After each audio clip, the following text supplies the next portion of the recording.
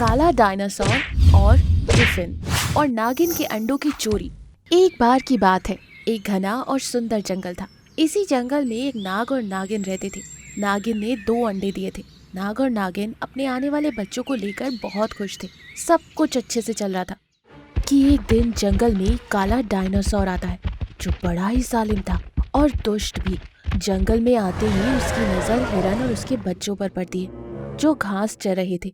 Dinosaur झट से हिरन के बच्चों को पकड़ लेता है और हिरन डायनासोर को देखकर घबरा जाती है। अरे डायनासोर, मेरे मेरे बच्चों को छोड़ दो, तुम चाहो तो मुझे खा लो। अरे ओ हिरन, तू चाहती है कि मैं तेरे बच्चों को छोड़ दूं, तो तुझे मेरा एक काम करना होगा। हाँ, जो तुम कहोगे मैं वो करूंगी, बस मेरे बच्चों को छोड़ दो। तो जाकर नागिन के अंडे चुरा कर ला। क्या? नागिन के अंडे? अरे कई वर्षों बाद नाग और नागिन की जिंदगी में खुशियाँ आई हैं। मैं उन अंडों को चुराकर उनकी खुशियों को बर्बाद नहीं करूंगी। तो ठीक है फिर, मैं अपने बच्चों को भूल जा। नहीं नहीं नहीं, मैं वो अंडे लाऊंगी। तुम मेरे बच्चों को कुछ मत करना। ये कहकर हिरन नागिन के पास जाती। वो देखती है कि नाग और नागिन अंडों के पास नहीं है। वो चुपके से उन अंडों को चुरा लेती है और लाकर डायनासोर को देती है। डायनासोर अंडों को देखकर खुश हो जाता है। मेरा बच्चा कहाँ है? ओ, मुझे बहुत भूख लग रही थी, इसीलिए मैं उसे खा गया। क्या? अरे ओ राक्षस, मैं तुझे नहीं छोड़ूंगी। मैं अभी जाकर नाग और नागिन को सारी बात बताती हूँ। तू जिंदा रहेगी तब तो कुछ बताएगी। और ये कहकर डायनासोर हिरन को भी मार डालता है। ये सब पेड़ पर बैठा बाज देख रहा था।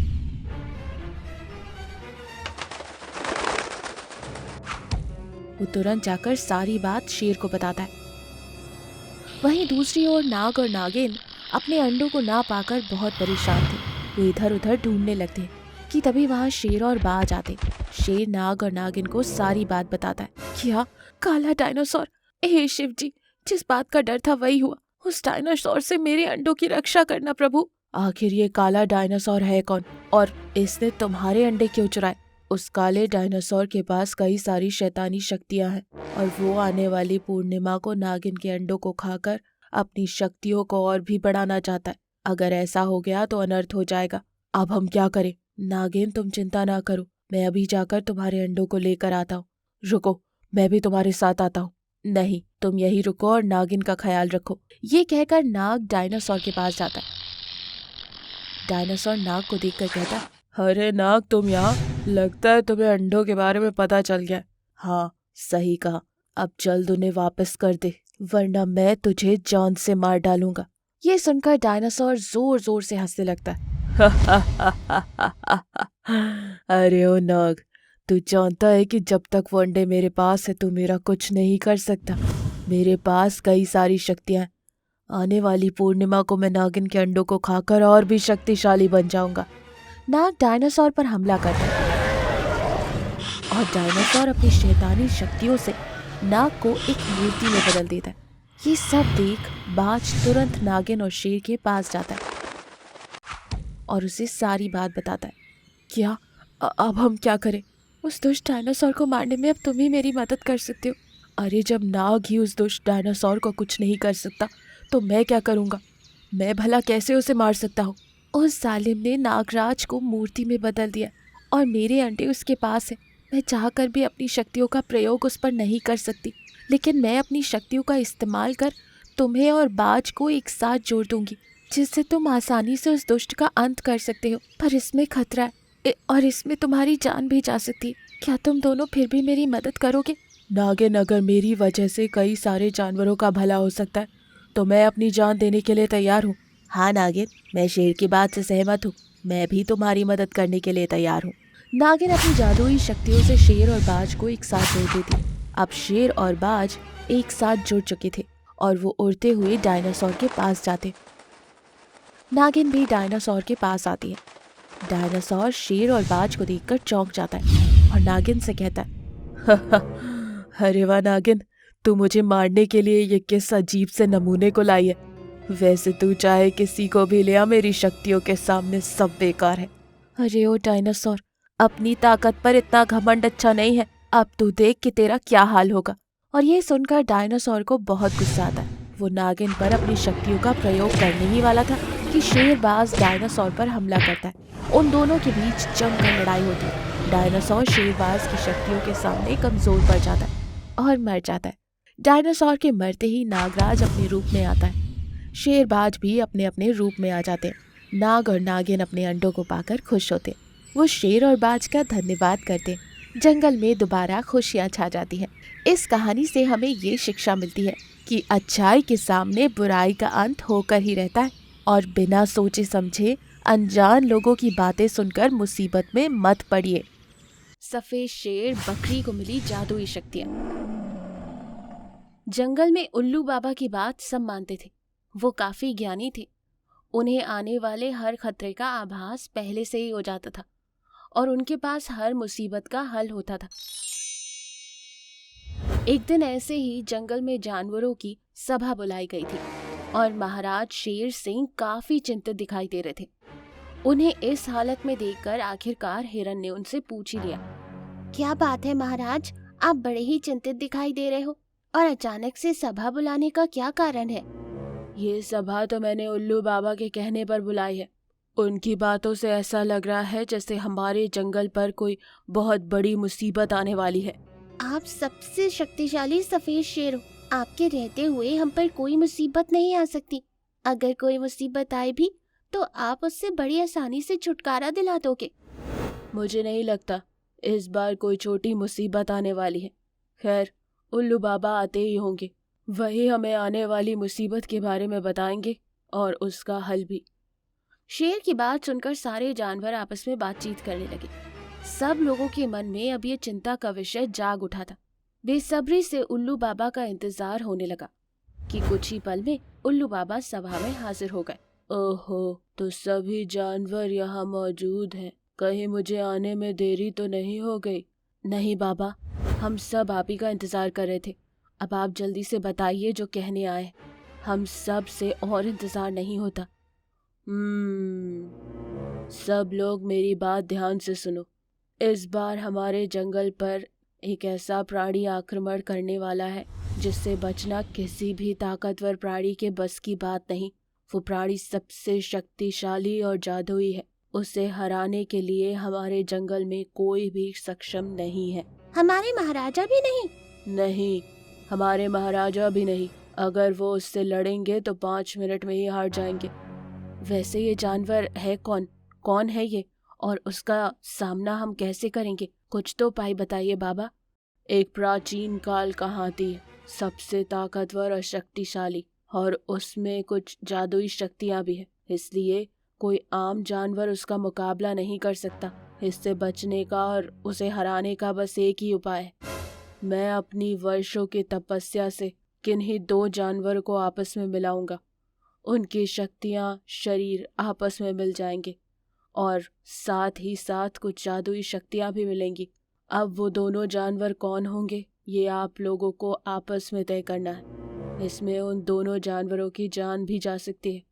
मैं अपने जंगल और अपने जंगल वासियों को बचाने के लिए तैयार हूँ। अब मेरे साथ इस काम में कौन आएगा? उल्लू की बातें सुनकर सब जानवर डर गए। कोई भी शेर के साथ हाथ बढ़ाने के लिए तैयार नहीं था। लेकिन कहीं से एक मोटा ताजा बकरा सामने आया और उसने इस काम के लिए हामी भर दी। मैं इस काम में शेर का साथ देने के लिए तैयार हूँ। बस इसके बदले मैं ये चाहता हूँ कि आगे से मेरे और मेरे परिवार को शेर, चीता जैसा कोई भी प्राणी अपना भोजन न बनाए। मुझे मंजूर है। वैसे भी इस बकरे में भी कुछ कम ताकत नहीं है। इसकी एक टक्कर से ही अच्छे से अच्छे जानवर मर सकते हैं। मुझे इसके साथ अपनी शक्तियां मिलाने में कोई दिक्कत नहीं। ठीक है, तो फिर तय रहा। आज ही मैं आप दोनों को एक कर दूंगा और साथ ही साथ कुछ जादुई शक्तियां भी दूंगा, क्योंकि आने वाली मुसीबत कभी भी हमारे जंगल पर आ सकती है। इसीलिए हमें उसके लिए अभी से तैयार रहना होगा। उल्लू बाबा ने अपनी सारी तपस्या दांव पर लगाकर शेर और बकरे को धड़ से एक कर दिया। अब दोनों का शरीर एक था और शेर 2। सारे जानवर ये चमत्कार देखकर आश्चर्यचकित हो गए। तभी शेर ने उन सबको सुरक्षित जगह पर रहने को भेज दिया। उल्लू बाबा का आदेश सही निकला। दूसरे ही दिन एक महाकाय प्राचीन हाथी ने उनके जंगल पर हमला कर दिया। उसकी शक्तियां किसी बड़े राक्षस से भी ज्यादा थी। वो बड़ी आसानी से बड़े पेड़ों को खाड़ फेंकता था। उसकी फुर्ती इतनी ज्यादा थी कि पलक झपकते ही यहाँ से वहां पहुंच जाता।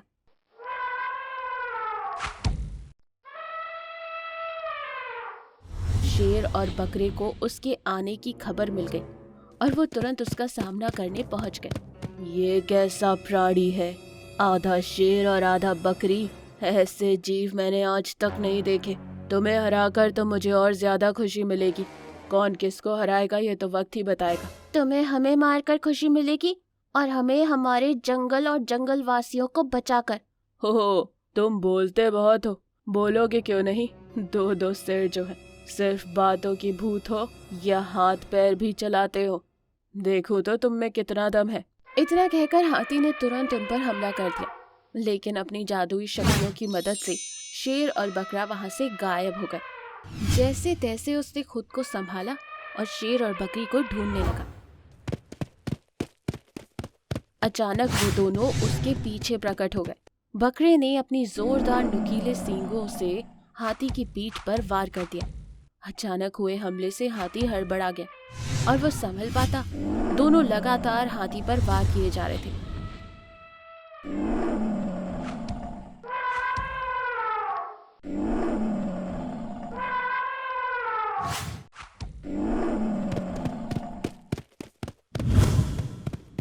ऐसा भयानक वार आज तक किसी ने नहीं किया। मैं इस जंगल को पूरी तरह से नष्ट कर दूंगा। ऐसा करने का हम तुम्हें मौका ही नहीं देंगे।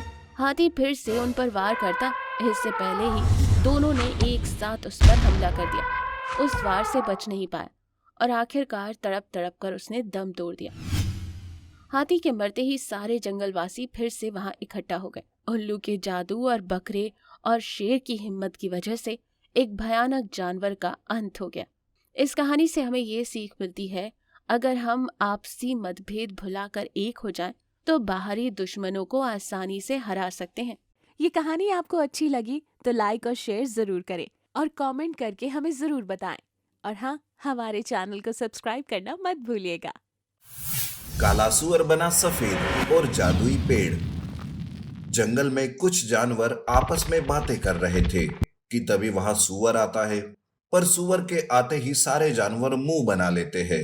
तभी बंदर कहता है, अरे अरे, ये आ गया काला कलूटा। सारा मौसम बदबूदार कर दिया इसने आते ही। गंदा कहीं का, चल जा जल्दी से यहाँ से, नहीं तो हमारा दम घुट जाएगा। इस तरह सारे जानवर सुअर को भला बुरा कहने लगते हैं।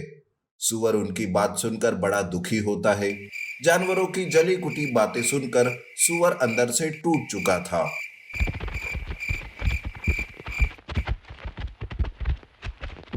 वो नाराज होकर जा रहा था कि उसे दूर से ही एक सुंदर और हरा भरा पेड़ दिखाई देता है। उस पेड़ के पास से जाते जाते सुअर कहता है, देखो ये पेड़ भी कितना सुंदर है और एक मैं हूं कि किसी को पसंद ही नहीं। सब मेरा तिरस्कार करते रहते हैं। अब ऐसे जीने से अच्छा है कि मैं अपनी जान ही दे दूं। सुअर की ये बात पेड़ सुन लेता है और सुअर को आवाज देने लगता है, सुअर सुअर, मेरे पास आओ। क्या तकलीफ है तुम्हें? क्यों इतने उदास हो? अरे पेड़, अब तुम्हें भी मुझसे परेशानी हो रही है क्या? जानवर तो जानवर, अब तुम भी शुरू हो गए। नहीं नहीं सुअर, ऐसी बात नहीं है। मैं एक जादुई पेड़ हूँ। मैं तुम्हारी तकलीफ दूर कर सकता हूँ। अच्छा, तुम इतने सुंदर और ऊपर से जादुई भी? क्या सच में तुम मेरी तकलीफ दूर करोगे? क्या ये कोई मजाक तो नहीं ना? नहीं नहीं, ये कोई मजाक नहीं है सुअर। तो फिर ठीक है, मुझे भी तुम जैसा सुंदर बनाओ ताकि जानवर मुझसे दूर ना भागे बल्कि मुझसे दोस्ती करे। बाहर की सुंदरता से कुछ नहीं होता, दिल सुंदर और साफ होना चाहिए। रंग रूप तो बस दिखावा है। पर चलो, अगर ऐसा करने से तुम्हें तसल्ली मिलती है तो मैं तुम्हें सुंदर बनाने के लिए तैयार हूँ। पर सुअर, सुंदर बनकर कभी धूल मिट्टी या कीचड़ में मत जाना, वरना तुम पहले जैसे बन जाओगे। हाँ हाँ, मुझे तुम्हारी ये बात ध्यान में रहेगी। तब जादुई पेड़ अपनी जादुई शक्ति से सुअर को सुंदर बना देता है। सुअर दूध के जैसे चमकने लगता है। पर सारी जादुई शक्ति सुअर को देने से जादुई पेड़ एक साधारण पेड़ बन जाता है। सुअर सफेद बनकर बड़ा खुश हो जाता है। वो जानवरों के पास आते रहता है कि तभी उसे बंदर देख लेता है। बंदर सफेद सुअर को देखकर चकित हो जाता है। तब सुअर को बंदर की बातें याद आती है और वो बंदर पर झपटा मारता है, उसे नीचे गिराता है और कहता है, अरे बंदर, ऐसा क्या घूर रहा है तू? जाकर सारे जानवरों को बुला कर ला मेरे पास। बंदर सारे जानवरों को सुअर के पास बुलाता है। सारे जानवर सफेद सुअर को पहचान नहीं पाते और उससे चकित होकर देखते ही रहते हैं।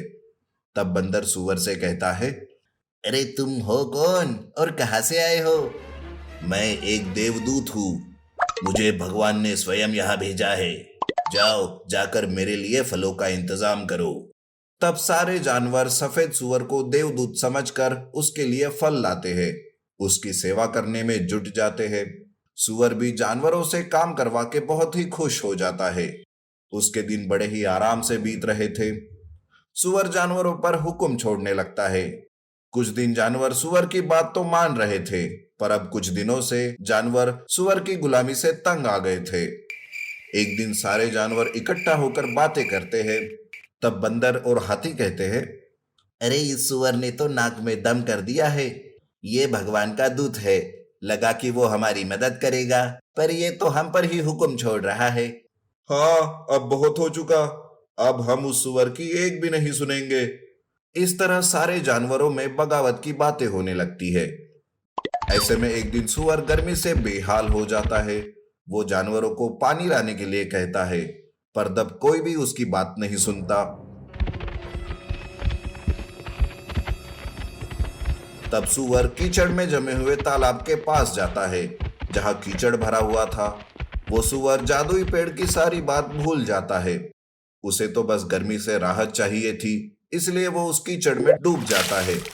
लेकिन जैसे ही सुअर कीचड़ में जाता है, जादुई पेड़ का जादू खत्म हो जाता है और सफेद सुअर पहले वाला काला सुअर बन जाता है। इधर जादुई पेड़ की शक्तियां उसे वापस मिल जाती है।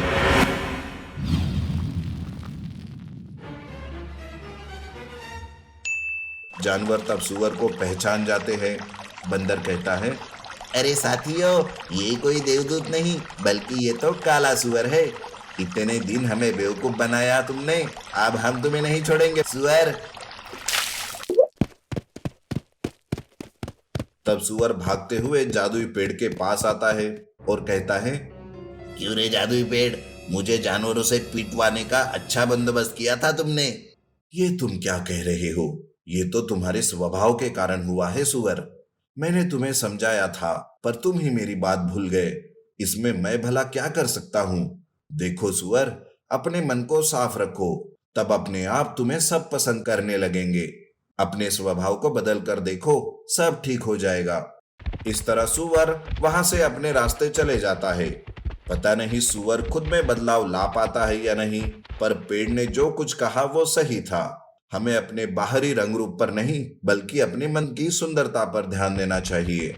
नीति: बाहरी सुंदरता से अच्छे हमारे दिल की सुंदरता होती है। विशाल बाग, जादुई पेड़, हाथी और खरगोश। एक बार की बात है, एक बहुत ही घना और सुंदर जंगल था। जंगल के सारे जानवर मिलजुल कर रहते थे, सिवाय हाथी के। हाथी बहुत ही घमंडी थी और उसे अपनी ताकत पर बहुत घमंड था, जिसके चलते बाकी जानवरों को वो हमेशा तंग किया करती थी। हथनी की हरकतों से जानवर बहुत परेशान थे। एक दिन हथनी जंगल में घूम रही थी कि तभी उसकी नज़र एक हिरन पर पड़ती है, जो घास चर रही थी। हिरन को देखकर हथनी के मन में ख्याल आता है, मैंने सुबह से किसी को तंग नहीं किया, अब इस हिरन को परेशान कर कर बड़ा मजा आएगा।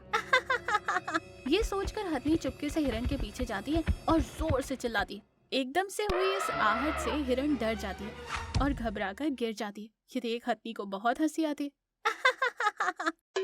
वाह हिरन की बच्ची, तू तो बहुत ही डरपोक निकली। देखो तो सही कैसे डर के मारे कांप रही है। बेचारी हिरन उठ भी नहीं पा रही थी, क्योंकि अचानक डर के मारे गिरने की वजह से उसके पैर में मोच आ गई थी। वो हथनी से कहती है, हथनी मेरी मदद करो, मेरे पैर में मोच आई है, बहुत दर्द हो रहा है, मैं कृपया करके मुझे घर पहुंचा दो।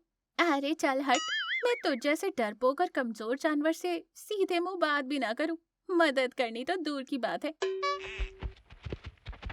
ये कहकर हथनी हिरण को अपनी सूंड से धक्का देकर वहां से चली जाती। बेचारी हिरण दर्द के मारे सिसक सिसक कर रोती रह जाती। कि थोड़ी देर बाद वहां बंदर और खरगोश आते और हिरण की हालत देखकर बंदर कहता है, अरे दोस्त, क्या हुआ? तुम घायल कैसे हो गई? हिरण सारी बात बंदर और खरगोश को बताती है। अरे, ये हथनी हम जैसे छोटे जानवरों को कीड़े मकोड़े समझती है। पता नहीं कब इसकी अकल ठिकाने आएगी। दिन ब दिन हथनी की हरकतें बढ़ती जा रही थी।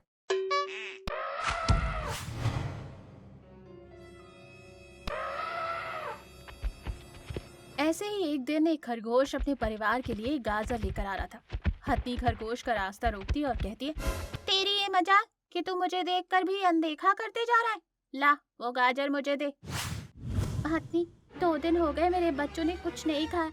मैं बहुत ही मुश्किल से ये गाजर लेकर आया हूँ। कृपया करके मुझे छोड़ दो। लेकिन हथनी नहीं सुनती और उसकी गाजर छीन लेती है और खरगोश को अपनी सूंड से उठाकर दूर फेंक देती है। खरगोश घायल हो चुका था। वो दर्द के मारे सिसक रहा था। वो जिस पेड़ के नीचे गिरा था वो पेड़ जादुई पेड़ था। पेड़ खरगोश को देखकर कहता, खरगोश, क्या हुआ? किसने तुम्हारा ये हाल किया? कौन है? दिखाई नहीं देता। डरो मत, मैं एक जादुई पेड़ हूँ। बताओ, तुम्हारी कैसे मदद कर सकता हूँ? खरगोश पेड़ को सारी बात बताता है। तुम चिंता मत करो, मैं उस घमंडी हथनी को अपनी जादुई शक्ति से सबक सिखाऊंगा। जादुई पेड़ वहीं कुछ दूर पर गाजर खा रही उस घमंडी हथनी को अपनी जादुई शक्ति से खरगोश में बदल देती। खरगोश में बदली इस हथनी को कुछ समझ में नहीं आता कि उसके साथ क्या हो रहा है। अरे, ये क्या हो रहा है? मैं खरगोश कैसे बन गई? ये सच है या सपना? वो आगे बढ़ती है कि अचानक एक विशाल बाज की नजर उस पर पड़ती है और वो विशाल बाज खरगोश में बदली हथनी को पकड़ने के लिए उसका पीछा करता है। ये देख खरगोश वहां से भागने लगता है और बाज उसका पीछा करता है। अरे, ये विशाल बाज कहाँ से आ गया? कोई मेरी मदद करो। वो भागते भागते खरगोश की नजर सामने से आ रहे शेर पर पड़ती है। अरे बाप रे, सामने शेर, पीछे बाज। अब मैं क्या करूं? काश मुझे मेरा पहला रूप मिल जाता। यूं भागते भागते वो उसी जादुई पेड़ के पास जाकर छुप जाती और अपने आप से कहती, जब मैं ताकतवर थी तो मैंने अपनी ताकत के दम पर ना जाने कितने मासूम जानवरों को परेशान किया और आज मुझे एहसास हुआ कि मैं कितनी गलत थी। यूं वो उदास हो रही थी और उसकी बातें सुनकर जादुई पेड़ खरगोश को फिर से हाथी में बदल देता है और फिर उसे समझाता है, हथनी, तुम्हें अपनी गलती का एहसास हुआ, यही काफ़ी है। हमें कभी भी अपनी ताकत का घमंड नहीं करना चाहिए और ना ही अपने से कमज़ोरों पर अपनी ताकत का प्रदर्शन करना चाहिए।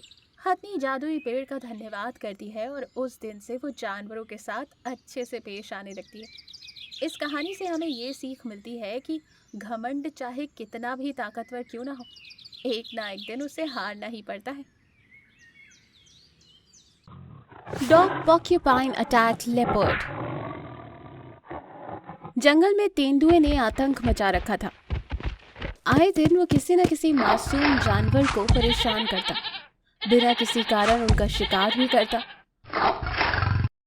कुछ बुजुर्ग जानवरों ने उसे समझाने की बड़ी कोशिश की, पर वो अपनी हरकतों से बाज ही नहीं आता था। जब भी कोई उसे समझाता तो वो कहता, ये तो दुनिया का दस्तूर है कि ताकतवर राज करते हैं और कमज़ोर उनकी सेवा करते हैं या उनका भोजन बनते हैं। इसीलिए मुझे समझाने की कोई ज़रूरत नहीं है। मुझे जो सही लगता है मैं वही करूँगा। ताकतवर तो मैं भी हूँ और तुमसे ज़्यादा, पर मैं बिना वजह किसी जानवर को परेशान नहीं करता। जब भूख लगती है और ज़रूरत होती है तभी मैं उनका शिकार करता हूँ। सिर्फ ताकत होने से कोई फ़ायदा नहीं, उसे इस्तेमाल भी तो करना आना चाहिए, जो तुम्हें नहीं आता। इसलिए अपना और मेरा वक्त बर्बाद मत करो। मैं अपने मर्जी का मालिक हूँ। शेर जैसे ताकतवर जानवर के समझाने के बाद भी तेंदुए को जरा भी अकल नहीं आई और उसने अपनी हरकतें जारी रखी। एक दिन एक कुत्ता जंगल में किसी कोने में आराम कर रहा था। बेचारा बीमार था, ठीक से चल फिर भी नहीं पा रहा था। इसीलिए वो गहरी नींद में सो गया था। वहां से गुजरते हुए तेंदुए की नजर उस पर पड़ी और उसने तुरंत इस मौके का फायदा उठाने की ठान ली। आहा, आज ये कुत्ता आसानी से हाथ लग गया। ये मौका मैं हाथ से जाने नहीं दूंगा। इससे तंग करने में बड़ा मजा आएगा। तेंदुआ दबे पांव उस जंगली कुत्ते की ओर आगे बढ़ता है कि तभी वहां पास से ही एक पेड़ के नीचे बैठे पोर्क्यूपिन की नजर तेंदुए और सोए हुए कुत्ते पर जाती है और वो कुत्ते पर आने वाले खतरे को भांप लेता है। अरे नहीं, लगता है तेंदुआ कुत्ते पर हमला करने वाला है। पर वो कुत्ता बेचारा तो बीमार है। 2 दिन से उसे देख रहा हूँ, ऐसे ही सोया रहता है। अगर उसकी हालत ठीक होती तो वो खुद ही उस तेंदुए से खुद को बचा लेता और उसे अच्छा सबक भी सिखाता। अब क्या करूँ? वो तो गहरी नींद में सोया है, जागेगा भी नहीं। मुझे ही उसकी मदद करनी पड़ेगी। कुत्ते के पास जाते हुए तेंदुए ने उस पर छलांग लगा दी कि तभी कुत्ते और तेंदुए के बीच में पोर्क्यूपाइन आ गया और उसके बदन के सारे कांटे तेंदुए को बुरी तरह से चुभ गए। तेंदुआ लहूलुहान हो गया और उसके शिकार के बीच में आने वाले पोर्क्यूपाइन को कोसने लगा। बेवकूफ जानवर, तुम्हारी हिम्मत कैसे हुई मुझे चोट पहुंचाने की, वो भी उस बीमार कुत्ते के लिए। मैं तुम्हें छोड़ूंगा नहीं। मुझे बाद में पकड़ना, पहले अपने घाव के बारे में सोचो और यहाँ से निकलो, वरना इतने छेद कर दूंगा कि सोचते रह जाओगे। तेंदुआ सच में बुरी तरह से घायल हो चुका था, इसलिए उसने उस वक्त वहां से चले जाना ही बेहतर समझा। पर उसने मन ही मन ठान ली थी कि वो उस पोर्क्यूपाइन को सबक जरूर सिखा के रहेगा और कुत्ते को भी नहीं छोड़ेगा। तो दूसरी ओर तेंदुए के चिल्लाने की आवाज से कुत्ता भी जाग गया। उसने उन दोनों के बीच की सारी बातें सुन ली। तेंदुए के जाते ही वो बड़ी मुश्किल से उठकर खड़ा हो गया और अपनी जान बचाने के लिए पोर्क्यूपाइन का शुक्रिया अदा करने लगा। शुक्रिया दोस्त, आज तुम्हारी वजह से मेरी जान बच गई, वरना ये दोष तेंदुआ एक बीमार जानवर का शिकार करने से भी बाज नहीं आता। इसमें शुक्रिया की कोई बात नहीं, मैंने कोई बड़ा काम थोड़े ही किया। पर तुम अभी बीमार लगते हो, तुम्हें आराम की सख्त जरूरत है। जब तक तुम ठीक नहीं हो जाते तुम्हारे साथ मैं रहूंगा। क्या पता वो तेंदुआ फिर से तुम पर हमला करने के लिए आ जाए। तुम सचमुच बहुत अच्छे दोस्त हो, वरना इतना सब कुछ आजकल कोई किसी अजनबी के लिए कहाँ करता है। कुछ दिनों के लिए क्या, मैं तो हमेशा के लिए तुम्हारे साथ रहना पसंद करूंगा।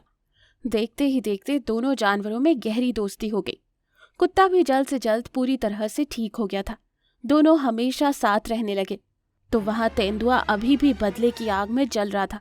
उसे किसी भी तरह उन दोनों से और खास करके उस पोर्क्यूपाइन से अपना बदला लेना था।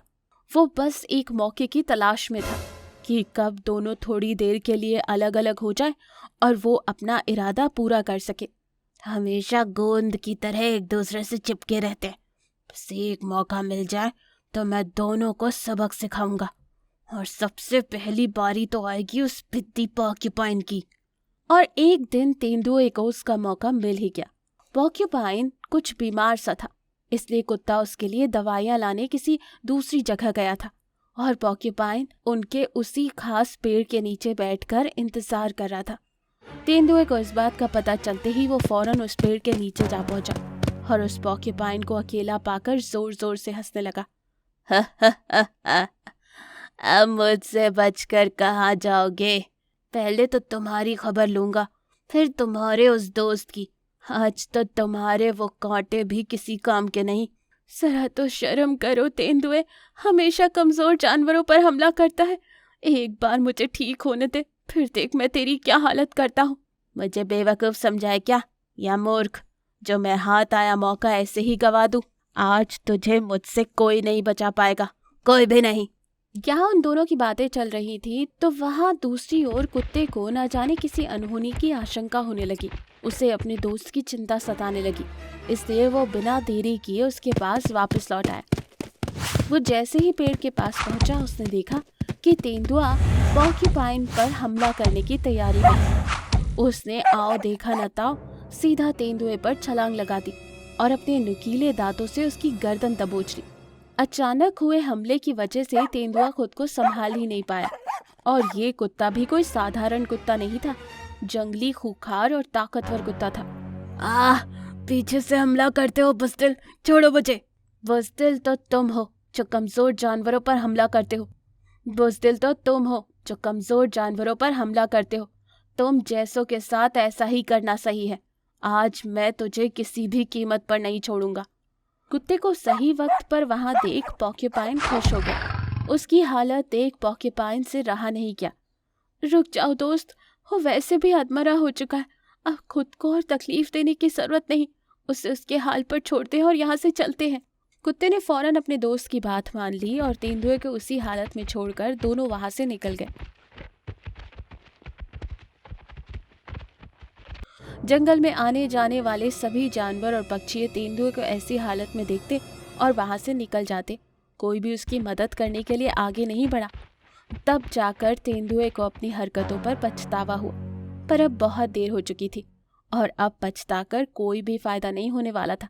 देखते ही देखते तेंदुए ने आखिरकार दम तोड़ ही दिया और दो दोस्तों की दोस्ती ने एक बुरे से तेंदुए का अंत कर दिया। इस कहानी से हमें ये सीख मिलती है कि वक्त रहते ही खुद की बुरी हरकतों को सुधार लिया जाए, नहीं तो बाद में पछताना पड़ता है।